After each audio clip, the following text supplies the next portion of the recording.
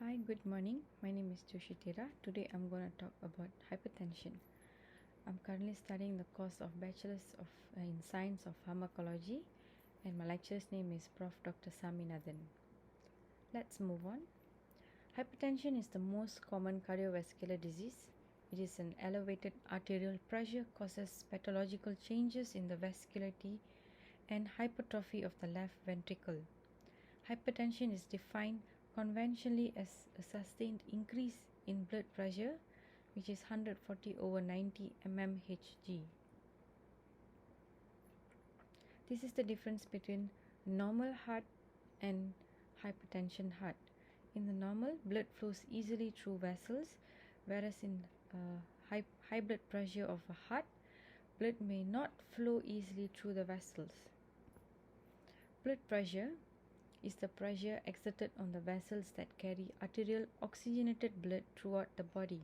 It begins in the heart ventricles and affects the arteries, arterioles, and capillaries. This is how you measure a normal BP rate.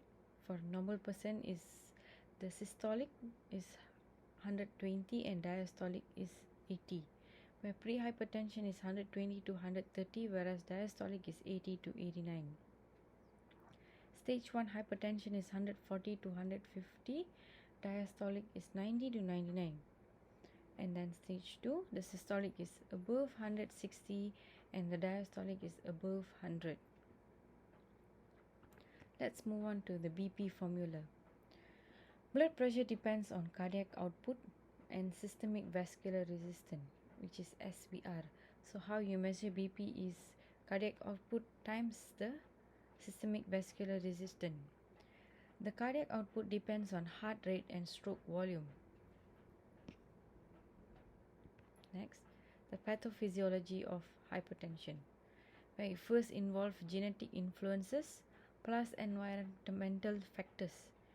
Where in genetic influences, there's defects in renal sodium homeostasis, which is in the kidney, and then functional vasoconstriction in the blood vessels, and then defects in vascular smooth muscle growth and structure. Firstly, defects in renal sodium homeostasis, inadequate sodium excretion, then there's salt and water retention, and then high levels of plasma and ECF volume will increase the cardiac output. Where high plasma and ECF volume also increase the natriuretic hormone, which also increases the vascular reactivity also caused by functional vasoconstriction, and it works hand in hand with vascular wall thickness resulting from defects in vascular smooth muscle growth and structure, where altogether it leads to high total peripheral resistance, and it increases hypertension, which is high blood pressure. There's another factor that actually contributes to hypertension is atherosclerosis. Atherosclerosis is the thickening of hardening of the arteries caused by a buildup of plaque in the inner lining of an artery. Atherosclerosis is the buildup of fats, cholesterol, and other substances in and on the artery walls. This buildup is called plaque. The plaque can cause arteries to narrow, therefore blocking blood flow. The plaque can also burst, leading to a blood clot. Next, the test and diagnosis. First, the doctor will check, of course, your blood pressure, and then there's ECG and scan is taken, urine test, blood test. They will check for your medical history such as diabetes, cholesterol, any heart problem, even kidney problem and adrenal problem. Types of hypertension. First one is the primary hypertension, is also known as the essential hypertension. It has no identifiable cause, and it's common in adult and some adolescents. The risk factors are 75% is obesity or hereditary, diet and stress. The secondary hypertension, it occurs due to some underlying disease common in infants and younger children, and it varies with age.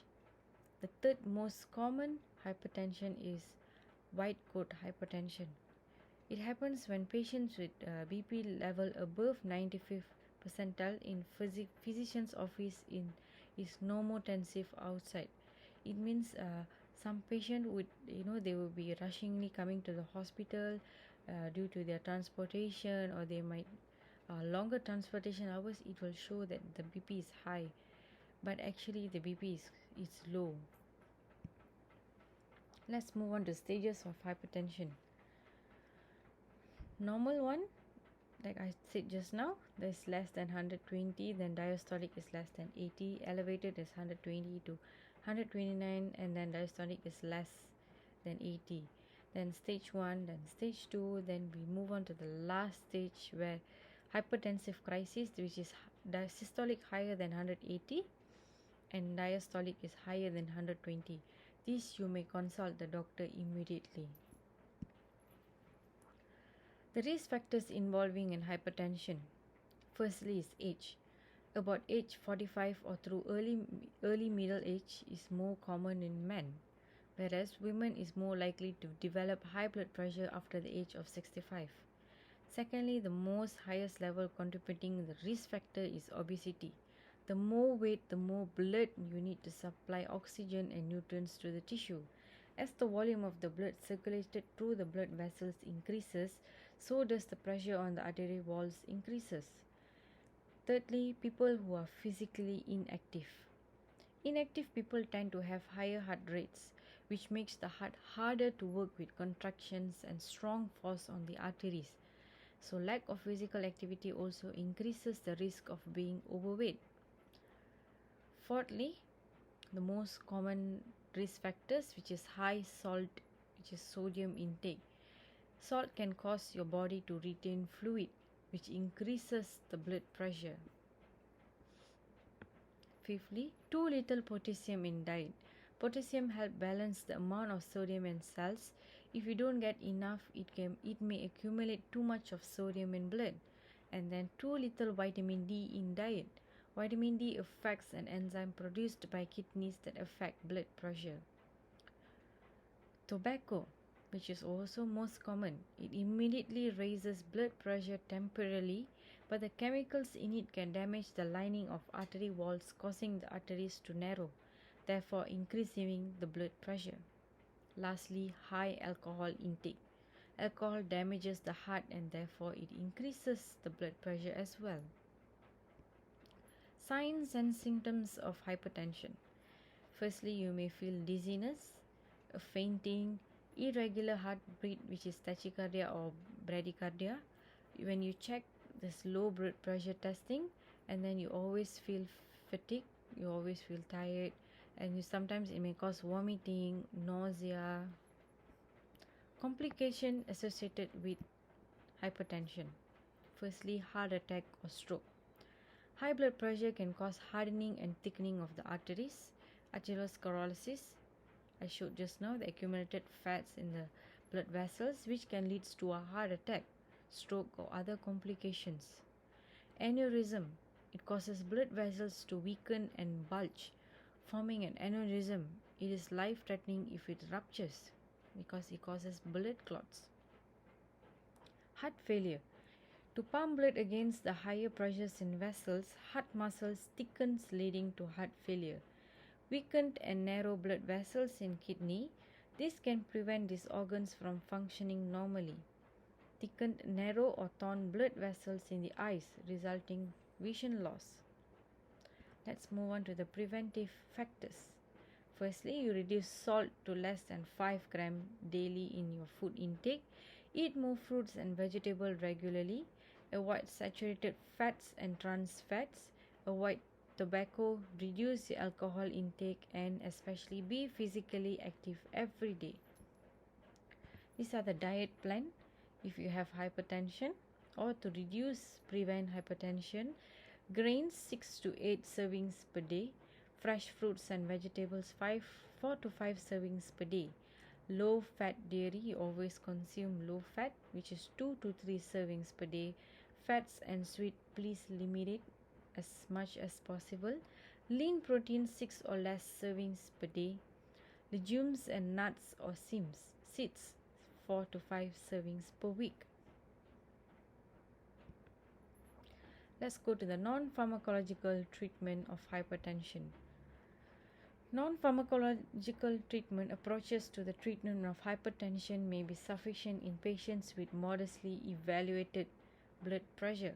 Reduction in body weight for people who are modestly overweight or frankly obese may be useful. Restricting sodium consumption with salt lowers blood pressure in some patients. The dietary approaches to stop hypertension DASH diet may be particularly useful, like I showed in the earlier slide. Restricting ethanol intake in modest level may lower blood pressure in some patients. Increased physical activity may improve the control of hypertension. So if you are physically active, it is very, very effective. Let's move on to therapeutic classification. First classification is diuretics, which is hydrochlorothiazides, spironolactone and eplerenone. It increases the urine, decreases the sodium and water retentions, decreases carbon dioxide, therefore decreases peripheral resistance. Beta blockers, atenolol, carvedilol, labetalol and metoprolol. They block the renin and beta-1 adrenal receptor and reduce the blood pressure. Angiotensin 2 receptor blocker, candesartan, losartan, valsartan and telmisartan. They block the angiotensin 2 receptor. Renin inhibitor, aliskiren. They stop the renin. And then calcium channel blocker, which is diltiazem, verapamil, amlodipine, nisodipine. They stop the calcium channel. ACE inhibitor, captopril, enarapil, ramipil and quinarapil. They inhibit the ACE receptor. And then alpha blocker, doxazosin, prazosin and terazosin. They block alpha receptor and produce vasodilation, therefore reducing the blood pressure. Others such as clonidine, it stimulates alpha 2 receptor in the brain. It decreases peripheral vascular resistance, therefore lowering blood pressure.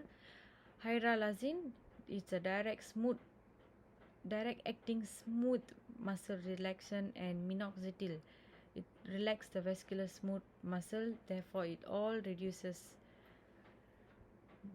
blood pressure. Let's further see how this angiotensin converting enzyme inhibitors work. First, how there's blood pressure increase is angiotensinogen. It changes into angiotensin 1, therefore into angiotensin 2, then AT1 receptor. It causes vasoconstriction, cell growth, sodium and fluid retention, sympathetic activation. It all causes high blood pressure. So renin, it acts in the conversion, it blocks in conversion of angiotensinogen into angiotensinogen 1, whereas ACE inhibitors, it works blocks in the conversion of angiotensin 1 to angiotensin 2, and angiotensin receptor blocker, it blocks in the AT1 receptor. Lastly, we talk about the adverse effects associated with hypertension drugs. The mild ones are drowsiness, headache, edema, constipation, rashes in some drugs. The most less common one is reflex tachycardia, fluid retention, hyperglycemia, hypercalcemia, hypercholesterolemia, constipation, edema, and lastly the least common one is cardiac failure. Thank you.